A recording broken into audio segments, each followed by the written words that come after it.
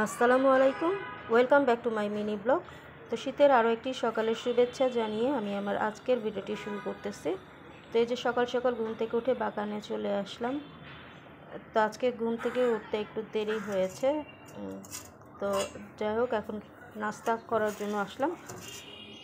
তো এই যে আজকে সকালবেলায় আম্মুর হাতের দুধ চিতই পিঠা দিয়ে নাস্তা করব। শীতের সকালে ঠান্ডা ঠান্ডা দুধ চিতই পিঠা। তো এই যে দেখেই বুঝতে পারতেছেন পিঠাটা কতটা নরম হয়েছে। তো পিঠাগুলো কিন্তু ভেঙে ভেঙে যাচ্ছে, আর এই পিঠাটা খেতে কিন্তু খুবই মজা হয়েছিল।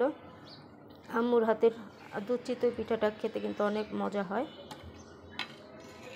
আর শিরাটাও কিন্তু অনেক মজা হয়েছে, একদম পারফেক্ট ছিল। মিষ্টিটা খুব বেশিও ছিল না, আবার খুব কমও ছিল না, মিষ্টি একদমই পারফেক্ট। আমরা যেরকম মিষ্টি খাই তো ওরকমই ছিল মিষ্টির পরিমাণটা, আর দেখেই মনে হচ্ছে কতটা লোভনীয় হয়েছে, আর খেতেও কিন্তু অনেক মজা। তা আম্মুর হাতের দুধ চিতই পিঠা দিয়ে সকালবেলার নাস্তাটা করব। তো এই যে দেখুন নাস্তা নিয়ে আসতেছে। এখন আমার বাসা সবাই খাওয়া হয়ে গেছে অলরেডি, তো আমি শুধু বাকি ছিলাম, কারণ ঘুম থেকে একটু উঠতে দেরি হয়েছে। তো এখন নাস্তাটা সেরে নিচ্ছি। তো এই যে দেখুন পিঠাটা কিন্তু অনেক বেশি নরম হয়েছে, একদম নরম তুলতুলে হয়েছে, ভেঙে ভেঙে যাচ্ছে পিঠাটা, আর শিরাটাও কিন্তু অনেক মজা ছিল।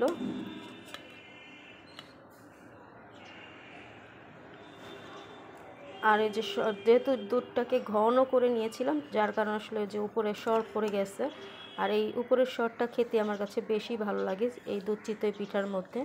আর আমি যখনই দুধ চিতই পিঠা বানাই বাসায়, তো সর যেটার মধ্যে থাকে তো সেই পিঠাটাই আমি নিই, যে পিঠার মধ্যে বেশি সর লেগে থাকে আর কি। তো যাই হোক আমার সকালবেলার নাস্তা করা হয়ে গেছে, এরপর একটু বাগানে চলে আসলাম। তো এই যে আমার বাগানে পুদিনা পাতা আবার নতুন করে হচ্ছে। তো এইগুলা কিন্তু আমি আর গাছ লাগাই নাই, এটা হচ্ছে আগে যে গাছগুলো ছিল সেগুলো মারা যাওয়ার পরে যে ওইখান থেকে যে গাছগুলো হয়েছে।